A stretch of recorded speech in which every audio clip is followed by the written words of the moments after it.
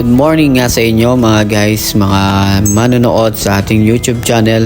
This is Kuya Barbero TV. So sa video na ito guys, makikita natin ang isang usap-usapan ngayon sa social media kung saan si Shaira Diaz at ang kanyang partner na si EA De Guzman ay kinasal na. So after 12 years in the making ng kanilang pagsasama o ng kanilang relationship ay talagang hindi na nga napigilan ang dalawang ito na ikasal. At ang isa sa pinakamagandang ginawa ni EA De Guzman ay ang paghihintay kay Shaira na ibigay ang kanyang puso at buong kaluluwa. After 12 years ng paghihintay ni EA De Guzman ay eto na nga ang naging resulta ng pagmamahalan ng dalawa. So sa video na ito guys, sa mga nakuha nating mga video galing sa kung saan ay makikita natin ang kasiyahan at katuwaan at kaligayahan ng dalawa nang kumarap ito sa kani-kanilang sambahan. So makikita nga natin ang dalawang ito na masaya sa kanilang paglalakad, sa kanilang pag-uusap, sa kanilang speech na talaga namang napakasaya. After 12 years kasi guys ng kanilang relasyon ay eto na nga at nagbunga na nga ang paghihintay, no? Hindi madali na maghintay ng 12 years para sa isang relasyon, pero makikita natin sa pagtsatsaga ni EA De Guzman na makuha ang kamay netong ni Shaira Diaz ay nagbunga na nga.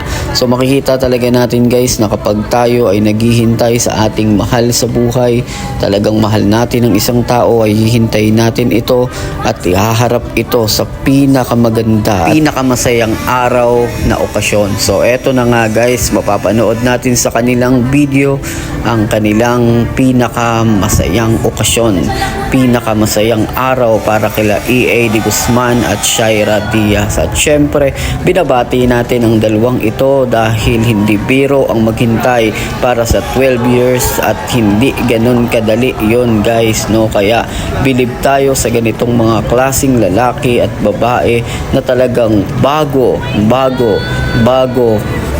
makuha ang palad ay talaga naman na hinintay ang 12 taon. So shoutout natin ang dalawang couple na ito na sana ay magtagal pa at maging masaya sa kanilang pagsasama. So makikita natin na talagang bongga ang kasal, maganda ang damit at talagang pinagplanuhan ng dalawang ito ang kanilang kasal. Kaya napakasayang araw talaga ito para kay EA De Guzman at talaga naman kitang-kita sa video ang tamis ng halik at yakap ng dalawa at kinagulat nga talaga ito ni Shaira dahil ang ganda naman talaga ng lugar at pinagplanuhan talaga ito ng kanyang mapapangasawa na sa EA De Guzman at talagang hanga tayo dito kay EA dahil hindi na niya hinayaan pa na mawala si Shaira sa kanyang buhay at eto na naglalakad na nga siya sa altar at the best talaga ang mga ganitong klaseng lalaki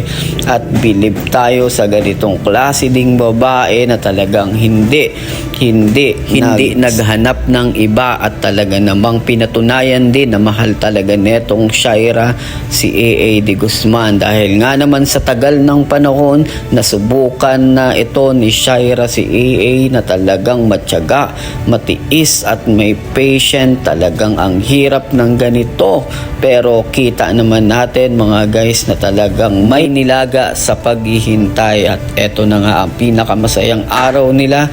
Last 2 days nga ay kinasal na itong dalawa at sa post nga ni EA De Guzman ay talagang natulog lang daw siya at tinulugan lang daw siya ni Shaira sa kanilang first honeymoon. At nakakatuwa din mga guys kasi supportive ang kanilang mga kaibigan.